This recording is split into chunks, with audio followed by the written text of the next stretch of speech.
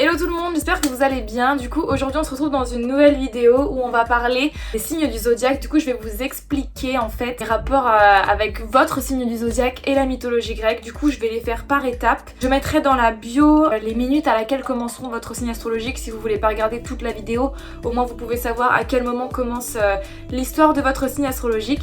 Dans cette vidéo, je vais juste vous expliquer les mythes en rapport avec votre signe astrologique, c'est-à-dire pourquoi ça s'appelle un scorpion, pourquoi ça ressemble à un scorpion, pourquoi il y a le capricorne, pourquoi il y a le verseau, pourquoi il y a le gémeaux. Je vais vous expliquer tout simplement l'histoire et la création de ces voies lactées, de ces magnifiques constellations. Alors, l'histoire du taureau. Tout commença en fait le jour où Zeus il se baladait en fait. Il vit une jeune femme qui était la fille d'un roi d'Asie. Elle était connue sous le nom d'Europe, donc voilà l'Europe comme l'Europe actuelle. Et pour la séduire, comme Zeus est un grand séducteur, un grand infidèle et toujours plein de magnifiques idées pour essayer de séduire des femmes qui n'ont pas du tout envie de se laisser séduire par lui, il a décidé de se transformer en un taureau magnifique, éblouissant, blanc, le plus beau taureau imaginable au monde. Europe, quand elle a vu ce magnifique taureau, elle s'est dit wow, enfin il est magnifique, elle va pour le caresser et puis au fur et à mesure le taureau se laisse faire et du coup elle se dit bon bah je vais essayer de monter dessus. Terrible erreur. Elle décide de monter sur le taureau et là Zeus il se redresse illico presto, il détale comme un malade au-dessus de la mer, il galope, il emmène, il kidnappe clairement Europe, il s'arrête en Crète où il la force à avoir un rapport sexuel avec lui. En fait, ayant pu assouvir son besoin, il se dit quand même le taureau c'est pas mal, j'aime vraiment beaucoup cette bête. Tiens, je vais lui rendre honneur parce que grâce à elle, j'ai quand même réussi à avoir un magnifique rapport sexuel avec une magnifique princesse d'Asie. Hop là, je vais en faire une constellation et voilà l'histoire du taureau. En fait, le signe du taureau, c'est l'histoire d'un viol et d'un dieu qui décide de rendre hommage à une bête qui lui a permis de causer un viol. Alors l'histoire commence, en fait c'est l'histoire de Castor et Pollux. Il faut savoir qu'ils étaient frères, mais pas du même père. En fait, Castor était le fils de Leda, la mère, mais qui avait un père mortel. Donc en fait Castor était complètement mortel. Pollux, lui, était le fils de Leda, mais également le fils de Zeus. Du coup, il était un dieu, en fait, il était immortel. Les deux jumeaux étaient considérés comme de très grands guerriers, ils ont combattu ensemble pendant très longtemps, par exemple avec les Argonautes, si vous connaissez l'histoire des Argonautes, ils en ont fait partie. Ce qui s'est passé, c'est que un jour, lors d'un combat, Castor, simple mortel, meurt au combat. Pollux, lui, pris de tristesse et de rage, il appela Zeus, qui était son père, et lui demanda de rendre soit Castor immortel comme lui l'était, ou alors de tuer son propre fils, donc Pollux. Il demande à Zeus de le tuer pour que Pollux puisse le rejoindre dans l'au-delà en fait, pour qu'il puisse être pour toujours avec son frère. Zeus, ne voulant pas tuer son fils, il lui a dit écoute, ce qu'on va faire c'est qu'on va couper la poire en deux. Vous allez être 6 mois dans le royaume des morts en enfer et 6 mois sur l'Olympe ensemble. Comme ça, vous partagez votre immortalité. Un coup vous êtes mort, un coup vous êtes avec nous sur l'Olympe. Eux, forcément, ils acceptent. Puis un beau jour, Zeus décide de les placer dans les cieux pour qu'ils puissent être pour toujours ensemble et on a fait la constellation des Gémeaux. En fait, le cancer, il faut savoir qu'à la base, comme vous pouvez le voir, c'est un crabe. C'est le signe d'un crabe, qui était l'ami de l'hydre de Lerne, qui était un des monstres qu'Héraclès, Hercule, devait combattre dans ses 12 travaux. Si vous connaissez l'histoire des 12 travaux d'Hercule, voilà, l'hydre de Lerne, c'était un de ces monstres-là.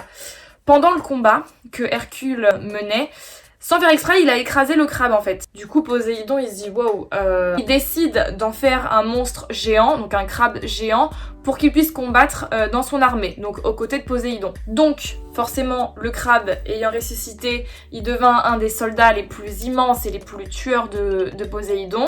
Et un jour, bah forcément, en plein combat, à un moment donné, le crabe, le cancer, fut tué.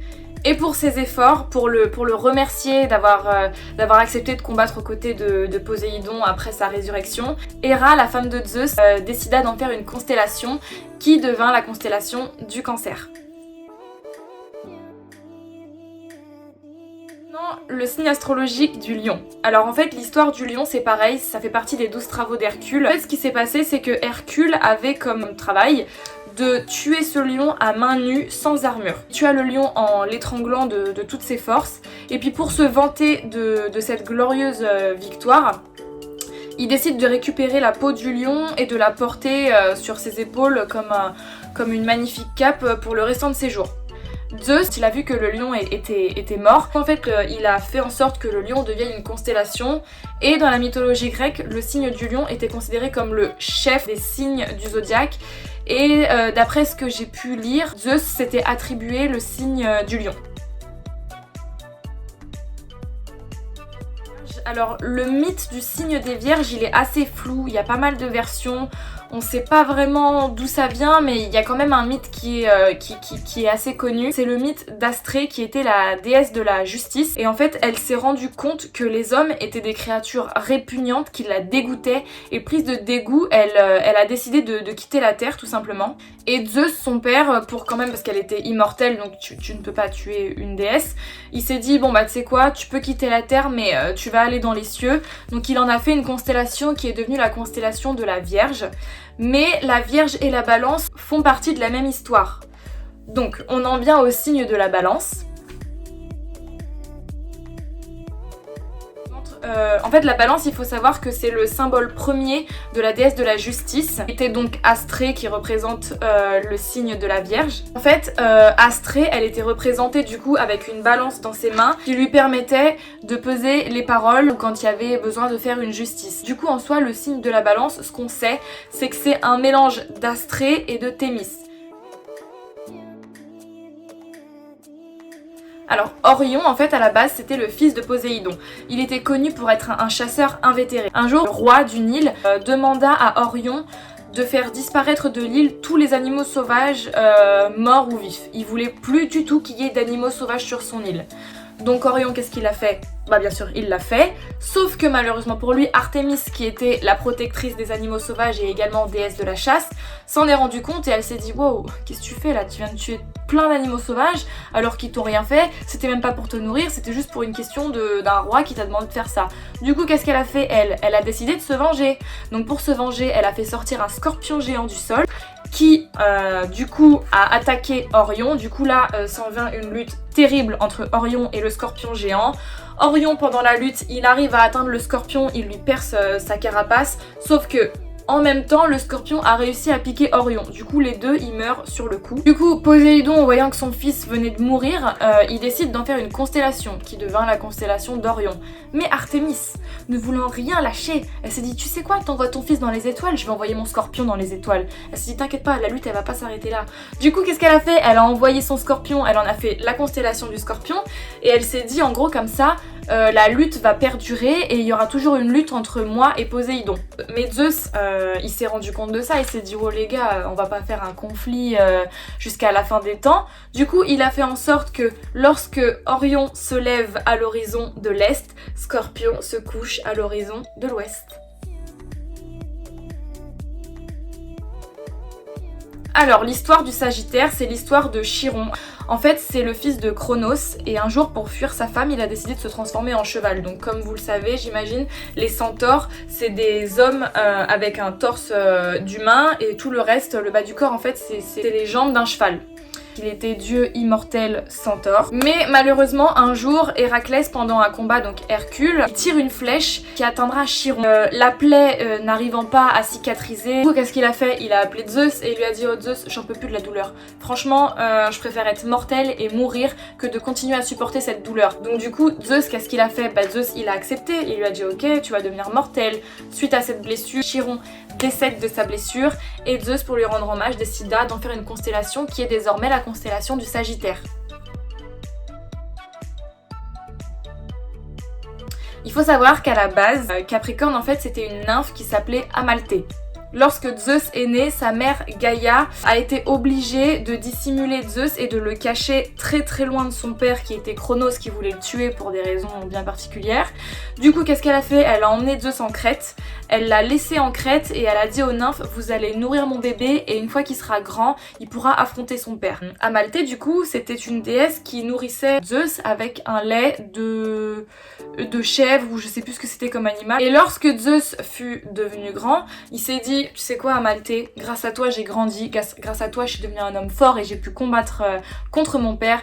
Du coup il en a fait une constellation qui est devenue la constellation du Capricorne. Il lui a emprunté une de ses cornes, il a donné la corne aux autres nymphes et cette corne, vous devez sûrement la connaître, c'est la corne d'abondance, qui, en la possession d'une personne, ne se videra jamais de ce que son possesseur souhaite manger ou boire. Du coup, la légende du Verseau dit que Zeus serait tombé amoureux d'un jeune homme qui avait une beauté et un charme incroyables, qui s'appelait Ganymède.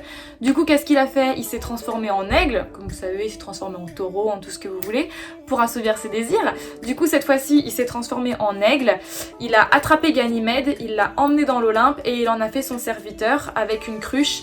Et du coup, Ganymède, en fait, son travail dans l'Olympe, c'était de servir aux dieux le nectar qu'ils adoraient boire. Ganymède, du coup, vu qu'il mangeait et qu'il buvait comme les dieux, Zeus il s'est dit bon bah je vais lui donner la jeunesse éternelle. Il en a fait une constellation et du coup c'est devenu la constellation du Verseau qui représente, ça dépend en fait, mais ça représente soit une jeune femme, soit un jeune homme avec un énorme pot qui déverse de l'eau.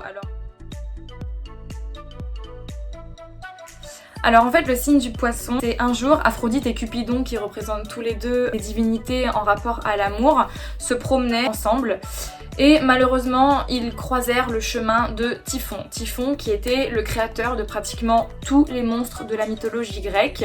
Il était uniquement colère et destruction. Donc qu'est-ce qu'il a décidé? Il s'est dit bon bah pourquoi je les pourchasserais pas? Et pourquoi j'essaierais pas de les tuer? Tiens, du coup bah qu'est-ce qu'il a fait? Il a essayé de les tuer, il les pourchassait, il les lâchait pas et tout.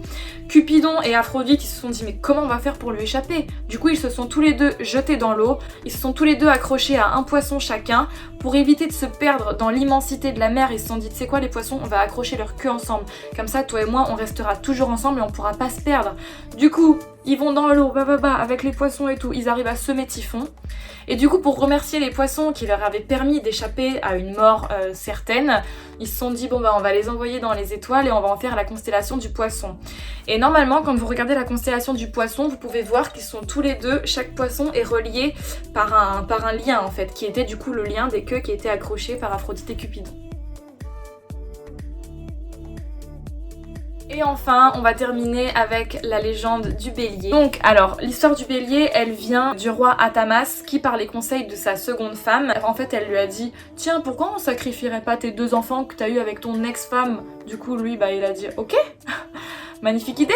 Du coup Zeus il s'est rendu compte de ça, il a fait mais non on va pas tuer des enfants. Du coup pour leur venir en aide, il s'est dit tu sais quoi, je vais envoyer un bouc magique qui a des ailes de ouf. Par contre le seul inconvénient c'est que la toison du bouc, qui est une toison d'or que vous pouvez retrouver dans le mythe de Jason. Donc le bouc ailé à la toison d'or, le problème c'est que son poil était aussi brûlant que des flammes. Zeus il envoie son bélier volant, c'était une fille et un garçon. Donc du coup les 2 enfants ils montent sur le bélier du coup s'envole au-dessus des océans.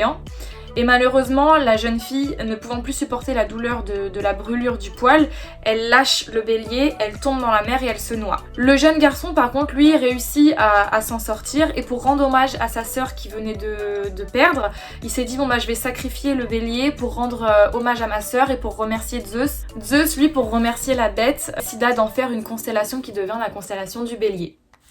Donc voilà, j'espère que cette vidéo elle vous aura plu.